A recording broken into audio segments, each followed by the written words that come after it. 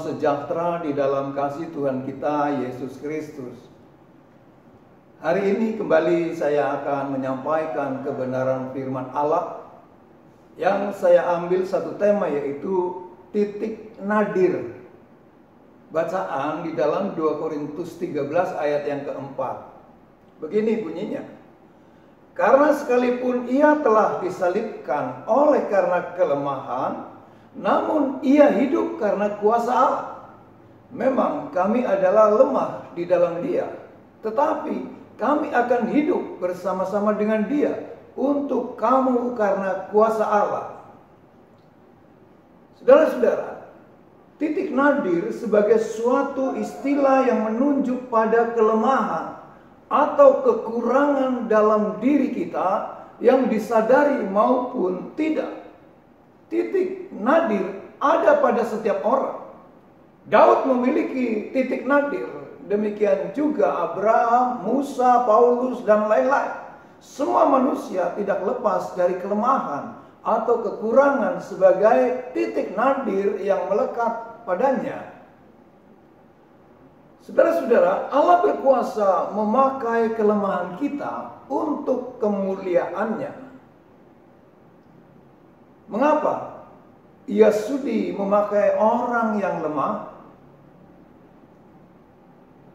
Alasan-alasan Allah memakai orang yang lemah. Pertama, membangun hidup yang bergantung kepada Allah. Kelemahan itu suatu yang normal dalam kemanusiaan kita. Allah dapat memakai kelemahan kita untuk kemuliaannya. Contoh, Musa adalah tokoh besar dalam sejarah bangsa Israel. Tetapi ia seorang yang tergagap-gagap sebagai manusia yang lemah dan tak berdaya. Ia berdalih tentang kelemahannya di hadapan Tuhan. Bagi Tuhan, Allah itu bukan masalah yang sesungguhnya. Tuhan menegaskan bahwa ia dapat memakai kelemahan itu untuk kemuliaannya. Dan itu sungguh terjadi. Musa dipakainya menjadi seorang juru bicara Allah yang maha kuasa. Yang kedua, membentuk kerendahan hati. Kita mungkin tidak senang dengan kelemahan kita. Tetapi kelemahan itu menempel pada diri kita.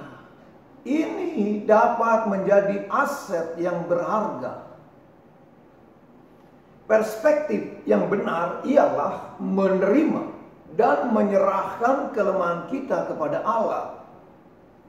Contoh, Paulus memiliki kelemahan dalam dirinya. Ada penyakit tertentu yang disebutnya sebagai duri dalam daging. Tuhan Yesus tidak menyingkirkannya, tetapi dipakai sebagai alat untuk membentuk hambanya menjadi rendah hati. Yang ketiga, menata hidup yang bergantung dalam komunitas. Bekerja sama sebagai salah satu bentuk mengatasi kelemahan kita. Sebab kelemahan itu tidak begitu saja dibuang dari diri kita. Dan tampaknya memang kelemahan tidak mudah disingkirkan. Kalau kita menyadari ada kelemahan, menolong kita tetap konsisten untuk bergantung pada komunitas kita. 4. Mendorong kita melayani.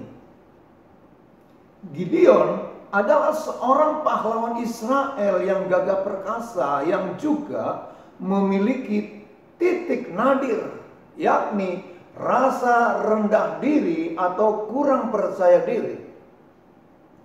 Dalam kelemahan ini, ia dipakai Allah dengan luar biasa. Rahasianya adalah dengar-dengaran kepada Tuhan dan taat pada firman-Nya. Saudara-saudara, Allah sering mengubah kekuatan kita menjadi suatu kelemahan, supaya Ia leluasa memakai kita. Itulah Yakub. Ia yang bergulat dengan malaikat Tuhan, dibuatnya menjadi pincang oleh Tuhan, supaya menjadi rendah hati dan taat kepadanya. Akan tetapi Allah juga menunjukkan bahwa Ia berkuasa mengubah suatu kelemahan dalam diri seseorang menjadi kekuatan untuk kemuliaannya. Saya ambil satu kesimpulan di dalam pemberitaan ini. Yang pertama yaitu menerima kelemahan kita dan menyerahkannya kepada Allah yang Maha Kuasa untuk dipakai menurut kehendaknya. Yang kedua, kelemahan kita merupakan pagar yang menjaga kita untuk rendah hati seperti yang dialami Paulus yang diberi duri dalam dirinya. Yang ketiga, orang-orang bodoh yang lemah, yang hina, yang tidak terpandang di mata dunia ternyata dipakai Allah dengan luar biasa. Saya akan bacakan di dalam 1 Korintus 1 ayat 27 sampai 29. Demikian.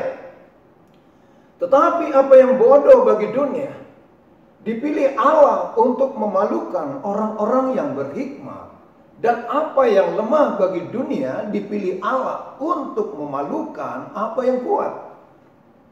Dan apa yang tidak terpandang dan yang hina bagi dunia dipilih Allah, bahkan apa yang tidak berarti dipilih Allah untuk meniadakan apa yang berarti, supaya jangan ada seorang manusia pun yang memegahkan diri di hadapan Allah.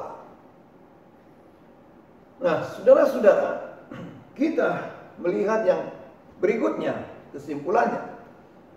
Kita ketika sadar bahwa Tuhan kita, Yesus Kristus, berkenan memakai kita dalam segala kelemahan kita untuk kemuliaannya, maka tidak ada yang patut dibanggakan dalam hidup kita selain berserah diri sepenuhnya kepadanya.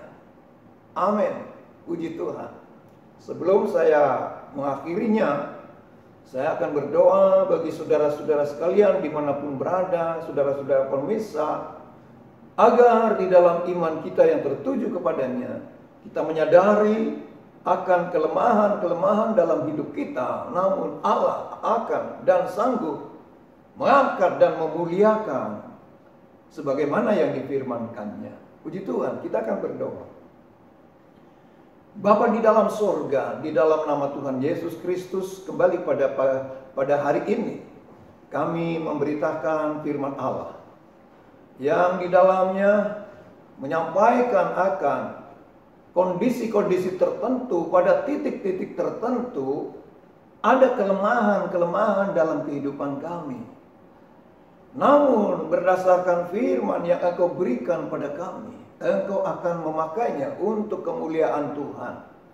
Terima kasih Bapa di dalam surga, terima kasih.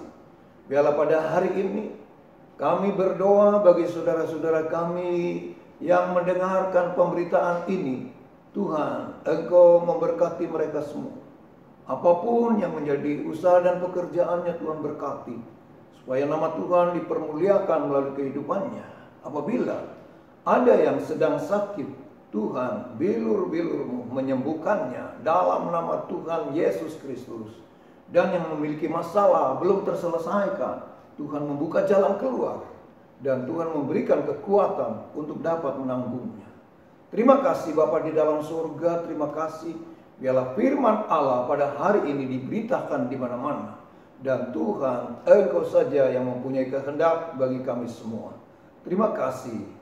Kami menyerahkan seluruh kehidupan kami dalam pimpinan Tuhan. Di dalam berkat nama Tuhan Yesus Kristus kami berdoa dengan ucapan syukur. Haleluya. Amin.